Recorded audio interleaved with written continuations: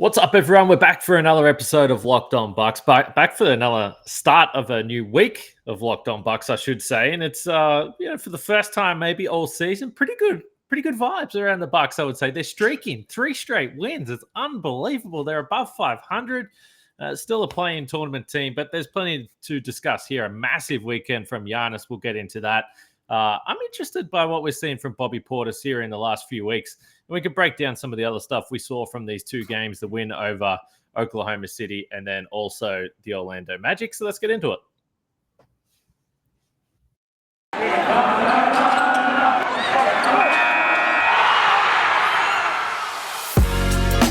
You are Locked On Bucks, your daily Milwaukee Bucks podcast, part of the Locked On Podcast Network. Your team every day. Welcome to Locked On Bucks. I'm your host, Kane Pittman. You can see me and hear me on this show daily and also find my work over at ESPN and NBA Australia. And joining me, as he regularly does on Sunday evenings from the Bucks Radio Network, is Justin Garcia. And I mentioned the Bucks have a 3-game winning streak here, which is a season high. They're above 500, which is become commonplace over these last few seasons here, but it's been a little bit of a struggle out the gate. We know the reasons why. We identified this stretch in the schedule as potentially a run of games where they might be able to get back on track. It hasn't exactly been perfect, but they've been able to do that, and they've been able to bank some of these wins, which has been fun. So we can get into that in a second. As always, we thank you for making Locked On Bucks your first listen of every single day. Like I mentioned the other day, if you haven't jumped on YouTube yet, make sure you do that. Come on, have a look. You'll be able to see that Justin's got a chair today. He's usually standing, but he looks very comfortable right now as we're recording this podcast. And you can subscribe there and join in the fun. Join in the fun as the Bucks continue to gather some momentum. So I guess before we start today, Justin, we should mention pretty rough day, obviously, in Wisconsin with everything that's going on. We've seen the Bucks have just released a statement for the incident that happened in Waukesha. It's only, or as we're recording this right now, it's 10:45 p.m. Central Time on Sunday night. So obviously continuing to develop there, but it does feel like the last year or whatever, it's been constant bad news and one thing after the other. And I know either some of our listeners will live there, will know people that live there. I know being a local, it's obviously probably impacted you today as well. So I thought we should mention that off the top. Obviously a pretty rough day.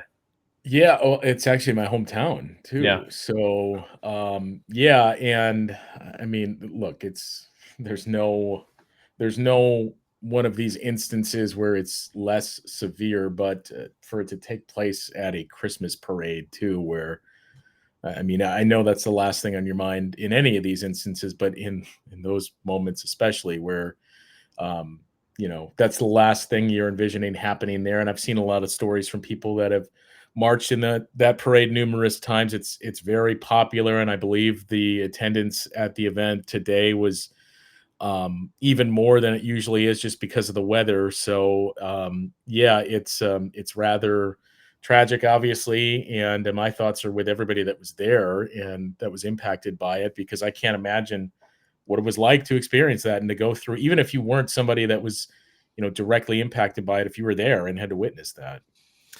So, like I said, the Bucks just a few minutes ago have released a statement of their own. It feels like they've had to release far too many statements over the last year or 18 months. Like I said, I mean, it's just getting ridiculous. But hope everyone's doing okay. We thought we should mention that right off the top. And perhaps this podcast is somewhat of a distraction as we talk basketball and try to have some fun as we normally do. Giannis was interesting over the weekend as we transition to this back-to-back. So, again, when we look at these teams that the Bucks had, obviously Oklahoma City, a couple of games against Orlando, then you get Detroit. We said, all right, I don't know if this is the game where we're going to walk away and say, okay, the Bucks are back if they win all 4 games, but it's going to be a nice feeling if you can win these games. And I think the one thing that just stands out to me, I mean, watching Giannis was it's always a joy, but it was a joy across the weekend. The numbers he put up were just absolutely ridiculous. I tweeted after the game that I don't actually think that he was at his best. Still, like if you put it on the Giannis scale, and I don't know how you feel about this, but Giannis at his best felt like the Lakers game. And, he was unbelievably efficient, physically dominant, doing whatever he wanted. The game against Oklahoma City and then the Orlando Magic just felt like a guy that was too big, too strong, too powerful. And maybe he wasn't at his best from a touch perspective, from finishing ability, maybe left some points on the board there, but the numbers were just absolutely absurd. As I have him here over the two games. Over the back-to-back, he averaged 26.5 points, 19.5 rebounds, 6 assists, 2 steals, 3.5 blocks. And I'm sitting here saying maybe he wasn't at his best. That's absolutely ridiculous.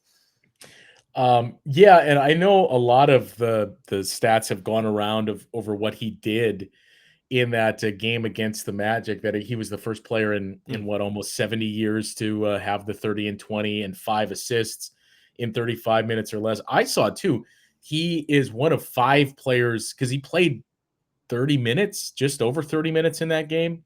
He's one of 5 players in league history to have a 30-20 stat line in 30 minutes or less. And believe it or not, the last player to do it was Hassan Whiteside. So it's Giannis, 3 other Hall of Famers, and Hassan Whiteside are the 5 that have done it. But, it's becoming – it's already been to that level where it's common occurrence for us to say, hey, Giannis is the first player to do this since this player did it. And it's just this whole week has reminded you of, okay, this is what this team is. And I know you talked about that a little bit at the top, but 3 straight wins for the first time all season. They're above 500 for the first time since the first week of the season. This is the latest into a season they've been under 500 under Bud, and we're a month into the season. So this whole week, seeing Giannis do that, seeing Chris back on the floor, and again, seeing the team as close to fully healthy as they've been all season is just a reminder of, yeah, this is what this team is supposed to look like. And now,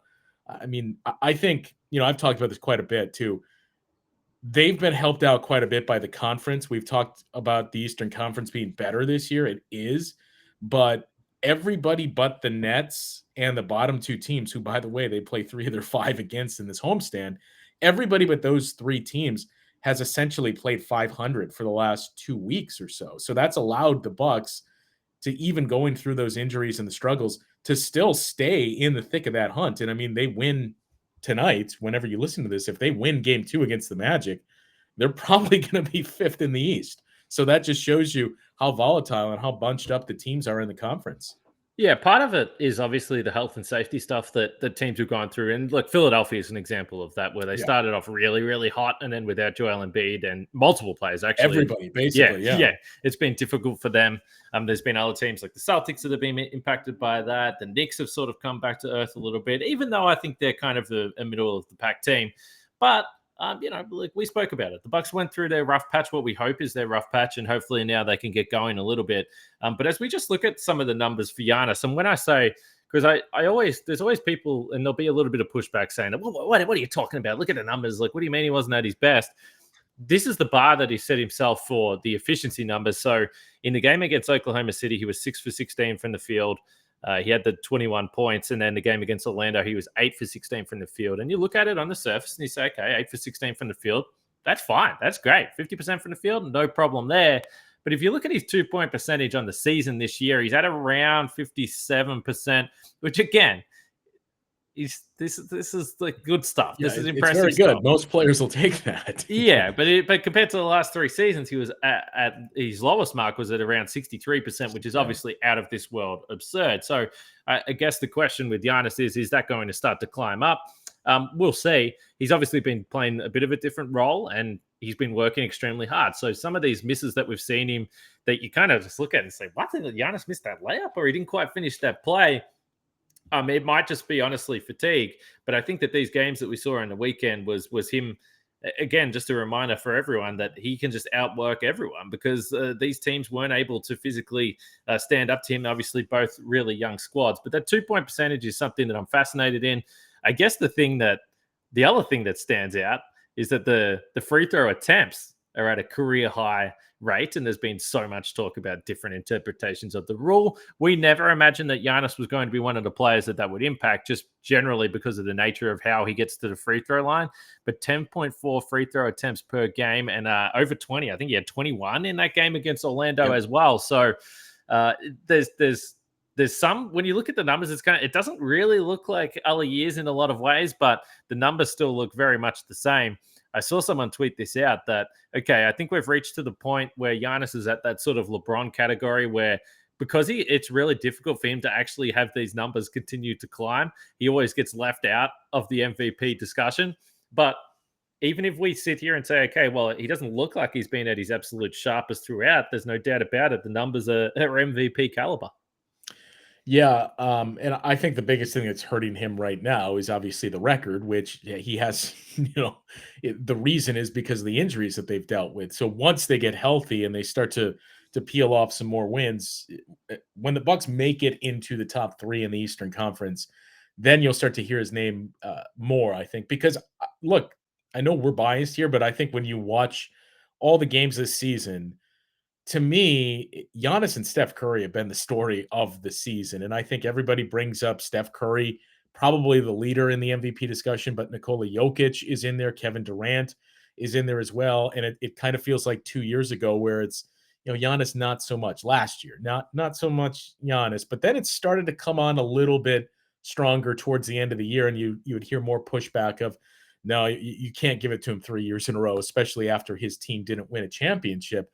But if he keeps doing this and some of those incremental gains that he's made this season, to close out the Thunder with that shot that he did, and to hear Chris Middleton talk about that shot and Giannis talk about it as well after the game on, seeing the evolution of his offense and his overall offensive game. And he's not going to take anything in the game that he hasn't worked on a bunch in practice. When you look at his shot profile this year, some of those numbers that you mentioned, I think they can be explained by him taking more from the mid-range and looking to expand his game. It's not massive, but he's taking about 1.5 shots in the mid-range more this season than he did last year, and that's meant he's taking fewer in the paint and fewer in the restricted area. So his shooting percentage on 2 is not quite as high there, but it's a trade-off that you're willing to take because we saw him really come into his own in that area in the playoffs in the last 2 rounds last year. And he's doing it with more efficiency this year. That, he's been a 40% shooter through these first month of the season in the mid-range. And that's an area where he had been high 20s, low 30s throughout his career.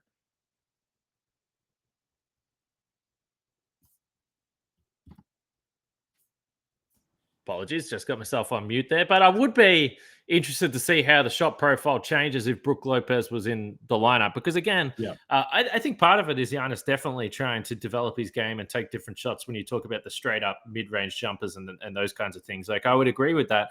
But I've also been of the camp that I believe that he's taking some of those shots because it's part of it's fatigue. And this is like easier on his body rather than ramming through 5 guys every single time and getting to the basket. So we still don't know when Brook Lopez is going to be back, but there was some sort of non-update that came out via The Athletic the other day where he has a date in mind, but nobody knows what the date is. Is the date the first round of the playoffs? Is the date Christmas? Is it halfway through February, the All-Star break?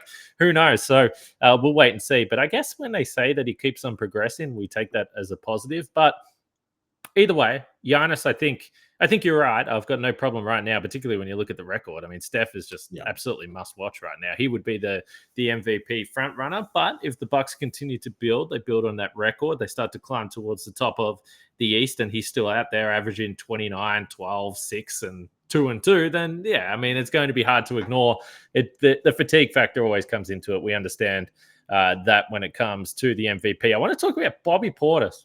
There was some Bobby chants again the other night. He provided us, as we showed the other day on the show, that one of the great all-time gifts as well.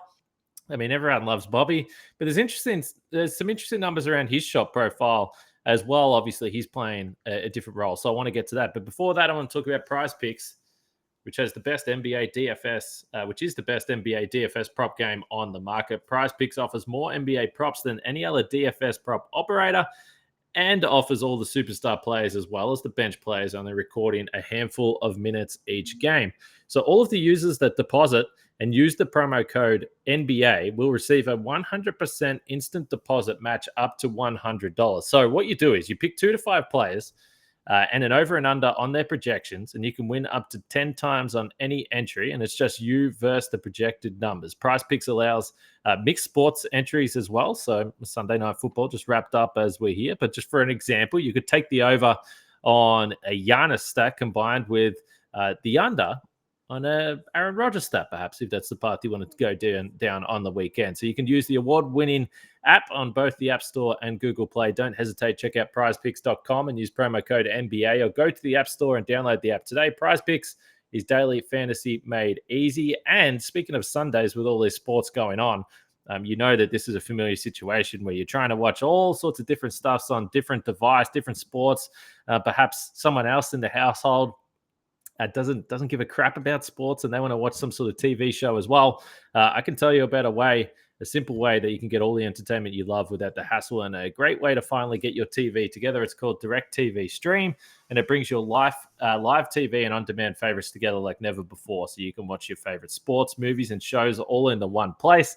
That means no more juggling remotes and no need to buy another device ever again. And the best part, there is no annual contract. So get rid of the clutter and the confusion and get your TV together with DirecTV Stream. You can learn more at directtv.com. That's directtv.com. Compatible device required. Content varies by package. All right, we'll keep rolling here. And again, we thank you for making Locked On Bucks your first listen of every single day. But if you're done with Locked On Bucks and you move on to another podcast, a tough one for the Packers today. They went down, but you can get all the reaction with our friend Peter Bukowski over at Locked On Packers. So make sure you check that one out. Before we move on to Bobby Portis, there was something else weird that happened in this game against Orlando. The crowds. I was sitting there thinking to myself, well, they're playing the Orlando Magic. This game is not the most exciting game of all time. But I wasn't expecting the wave. I haven't seen the wave at a basketball game for a long time. Now, personally, I wasn't angry about it. I mean, I saw people that were angry about it. And I couldn't bring myself to be angry about it. I was more just confused. Who started this? How did it happen? But either way, the Saturday night crowd seemed like they were into it. And maybe it was the loudest cheers we saw of the whole entire game. I wasn't upset about it. Now in hindsight, I am. But as it happened, you were just like, wait a minute, is this actually happening? Are they doing the wave here? That it took a minute to register.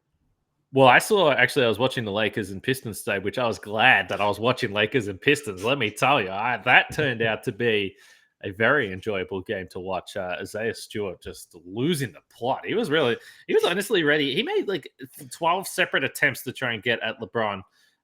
So you don't see that every day. And well, you know what the most interesting part of that was, is you could hear in the background the PA announcer, yes, reminding fans in Detroit to not come on the court.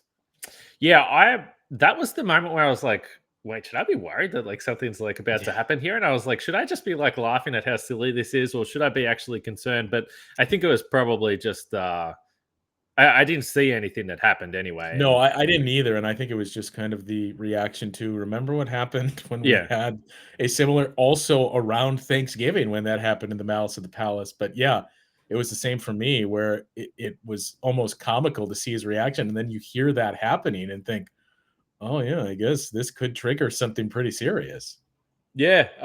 Well, and I don't know what Isaiah Stewart was. He's trying to like run around the tunnel, or yeah. I honestly just felt bad for Dwayne Casey. I mean, this guy's like in his mid-60s, and it's up to him to try and slow down this raging massive. I felt bad for Cade Cunningham, because he was the one that was trying to stay in front of him the whole time. But hey, that was a fair bit of blood, and like I seen a lot of people saying like LeBron will probably get suspended for that. I'm totally fine with it, but yeah. I don't know. I'm not. Whatever. I didn't think it was some horrific act. It's just there was something that happened on the basketball court. But anyway, speaking of guys that know how to throw a punch, Bobby Portis, knocking down those threes. So at one point he was 6 for 6 from three. This was yesterday's game, right? Yeah, yesterday's game against Orlando, 6 for 6. So he had a fantastic night. In fact, you were talking about stats that we saw. I saw the guy Justin over from Basketball Reference tweeted some stat that Giannis and Bobby Portis were the first pair of Bucks teammates to each have 20 and 15 in a game since Kareem and I can't remember who the other player was, but it was back in like 1973. So it was a crazy stat. Bobby Dandridge, I would guess. Yeah, it was one of those names from the past. But Bobby Portis was 6 for 6. So And part of this is just noise because of the small totals here, the small numbers. But he's back over 40% from three on the season. But the thing that I do like is the fact that he's taken over 4 threes per game. He's never really been at that mark. He's always been a guy that will get up around 2 a game, 2.5 a game. Even last year when he was shooting such a high percentage. Now, of course, part of that last year is the fact that the opportunities weren't there. He was playing few minutes. He was coming off the bench. So maybe similar to Grayson Allen, as we've spoken about, these numbers will come back to earth in terms of the raw attempts that he's getting up per game, or getting off per game.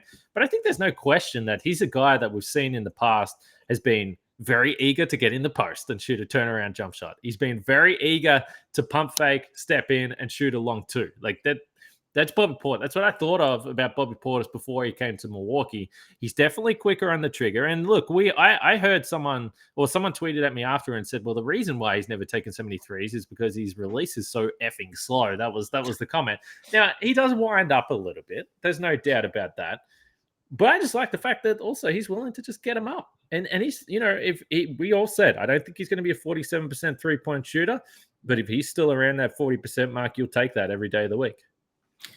Yeah, I think he did it once in his career where he took 4 a game, but that might have been in Washington. But either way, I mean, every stop but Chicago that first year, it was, Bobby's talking about this, a losing team where it's basically just, yeah, go ahead. We need somebody to score, so it might as well be you, Bobby. So I think really Pat Connaughton is close to 7 a game that he's taking. Bobby Portis, Pat Connaughton, and Grayson Allen, watching how those numbers start to change once this team gets fully healthy. I mean, Bobby, you would look to Brook Lopez for who's going to have the biggest impact on what those numbers could be. For Pat and for Grayson, it's going to be as Dante comes back, how do they fit in? But all 3 of those guys have been getting up a high volume of shots, and Pat Connaughton has gotten consistently better in terms of his efficiency on threes throughout his career, and we know where Grayson Allen stands. So I just keep looking at those 3 guys and what this bench is going to look like, assuming we don't know. Maybe when Dante comes back, he's back in the starting lineup from the get-go. But either way, then it's Dante DiVincenzo on the bench. That they just have so many more options this year that I think it's going to help Bobby Portis' efficiency. And for Pat Connaughton as well, that you look at what the first, 3 weeks of the season were, where they're getting heavy playing time. And it's also, hey, oh, by the way, we need you to be an offensive creator and score. I think that's only going to help all these guys as the season goes on and as they get to full strength. And, I don't see why Bobby Portis can't keep this pace up in terms of the volume of shots and threes that he's getting, because, if we examine it, even when Brook Lopez does return, I think we're all assuming it's going to be, there's probably going to be some more stretches where Brook Lopez is out or is getting more rest, and you're not utilizing him quite as much to help preserve him for the playoffs. So I think Bobby Portis is going to continue to have those opportunities through the season. Yeah, Portis right now averaging 15 points and 8 rebounds. He's pretty consistently a per 36 double-double guy. I mean, you can sort of rely on the fact that he'll put up that production. Again, it helps with the shot selection, helps with the efficiency when he's playing on a good team. But it's crazy to look at his numbers, 15 and 8, or it's around 14.5 and 8.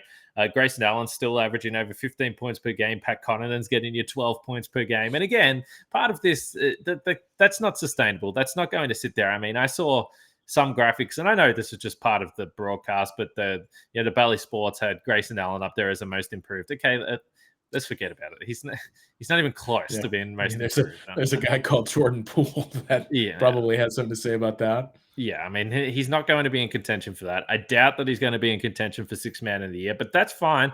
As you pointed to, I mean, this Bucks rotation, all of a sudden, that you're like, geez, we're playing some guys that I didn't expect we were going to play. Now it's starting to shake out and look a little more familiar, obviously, with the big piece that's out there with Brook Lopez. And we'll see. I saw someone tweet, I think it was Old Resorter. We always bring him up because he always brings up, interesting comments to the conversation, but he sort of pointed out the 9-man rotation.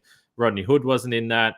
Shemi Ojale wasn't in that. And, the big man sort of situation, we'll see. If you can get away with like the Bobby, the Brook, and the Giannis rotation there, and then you play small a little bit and slide some guys up, maybe that's enough. like Frank said on the podcast last week, I mean, my biggest question still for this team, it's not about the regular season, but it's for a potential playoff series, is they probably don't have the guy that they had last year for Durant, which, would they have got through if they didn't have PJ Tucker? I don't know. Yeah. That's still the biggest question mark. I think we all probably suspect there'll be a change to the roster, though. So we'll see. But that's kind of where I'm sitting. Yeah, I mean, there's no Kevin Durant defender on this team, but there's no Kevin Durant defender in the league. But it's also, the size issues that we've talked about throughout the year. You need Brook Lopez, but in the Eastern Conference, unless something changes here, they're probably going to be able to play small quite a bit, depending on their playoff matchups, because a lot of these teams are going that route.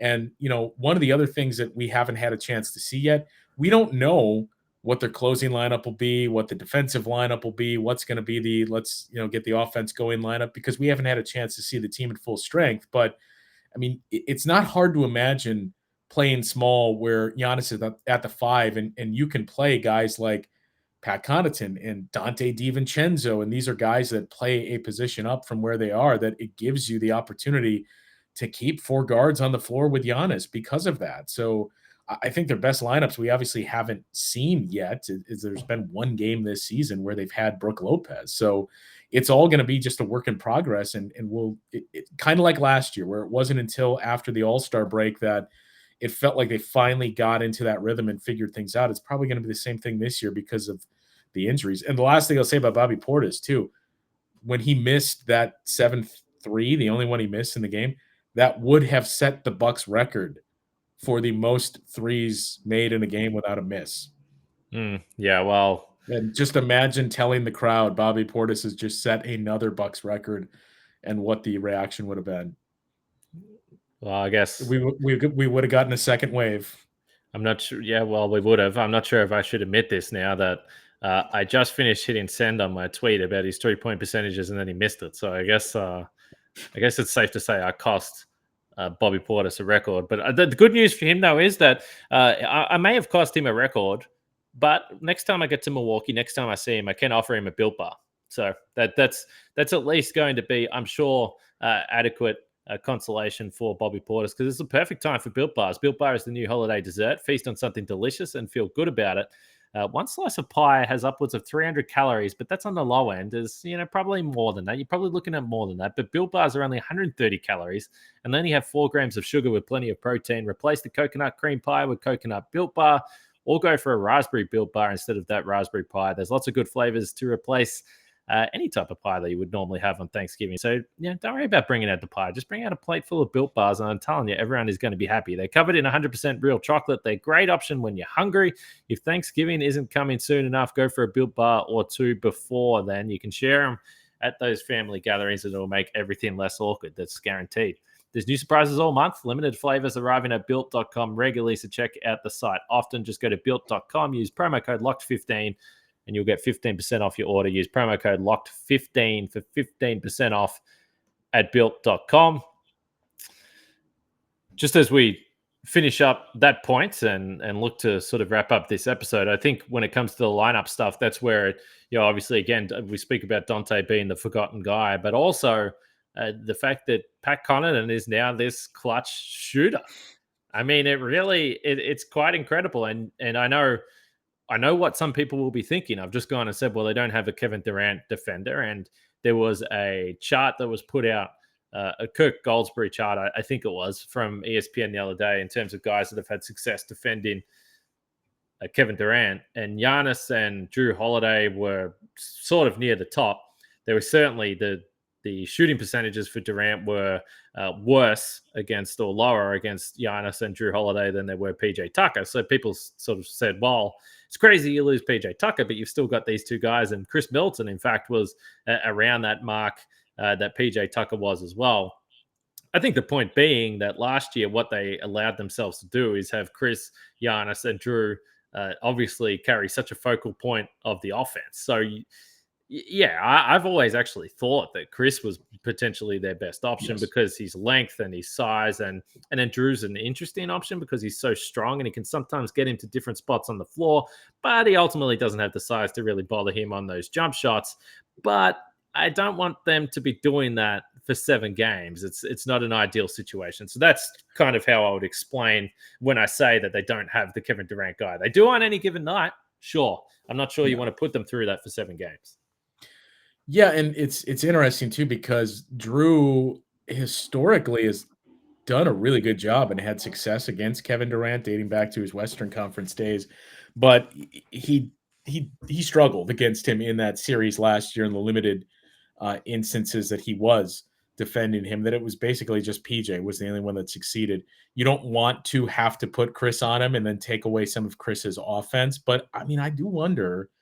We're getting way ahead of ourselves, but if Drew would be the best option there, or a combination of Drew and Chris, because I know James Harden has had an uptick in free throws, but part of what makes him so difficult to defend is the fouls and knowing he's going to craft those calls and get himself to the free throw line and how you have to be cognizant of what he can do to draw those.